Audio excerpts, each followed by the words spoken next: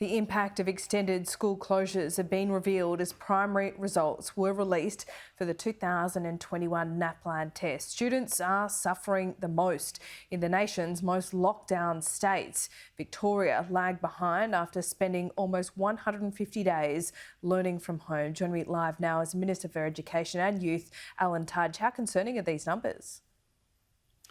Well, overall, Laura, they're actually very good numbers because it's showing that the average NAPLAN results are just as they were in 2019. So there's such positive news when we're expecting to have much more diminished results this year compared to then because of the lockdown. Now, what these results don't show, though, is where the outliers might be. They're average results, and so there may be some cohorts, and I'm particularly worried about some disadvantaged cohorts who may have lost so much of their learning but are hidden by these average figures. So that's my main concern here, and of course the mental health impacts which don't get shown up in these academic results. So how much worse do you think it would be, particularly in states like New South Wales, who have now been in lockdown for 9 weeks? Yeah, these tests were done in May, so it's obviously before the extended lockdown in New South Wales. The interesting result, though, is out of Victoria. Now, Victoria actually still comes out on top of the scales in terms of overall results, and so I think it's just such a relief for so many kids, for parents, for teachers, and really a credit to their work as well that they've got through this largely unscathed as a whole. But it is those pockets of people who will be hidden in amongst those data. And I hear this all the time, that kids who have completely switched off, kids who have completely disengaged from their learning. And I'm worried about those kids and how we can quickly get those kids back up to speed when the opportunity allows us to do so. Does it perhaps show that parents have been pretty good at home learning teachers, better than we gave them credit for? Or does it show that perhaps they're not doing enough work of their own? It's a real credit to the parents, absolutely.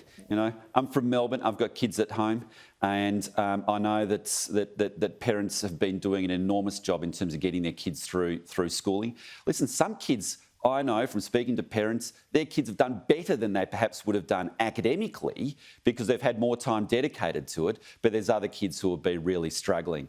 This only measures, though, in terms of this NAPLAN, the NAPLAN test, just in the core basics of mathematics and reading. Now, they're critically important skills to get, but they don't cover the other subjects, and critically they don't cover well-being and just how emotionally connected people are. And that's where the real devastation is occurring, I think, particularly in Victoria, because we know the mental health stats of the presentations to Kids Lifeline, to Headspace, to the Butterfly Foundation for Eating Disorders. That's where those presentations are through the roof and is probably going to have some longer lasting consequences as well, and why it makes opening the schools so important so that we can address those mental health issues along with the structured support that we're providing. Minister, kids are desperate to get back to school in New South Wales, in Victoria. Their parents are desperate for them to get back to school as well. They are not vaccinated. Why has ATAGI been so reactive? I mean, we could all see this coming.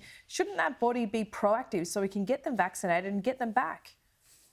Well, ATAGI does its work, independent of governments, of course. We've encouraged them very strongly. The Prime Minister has done that in the past.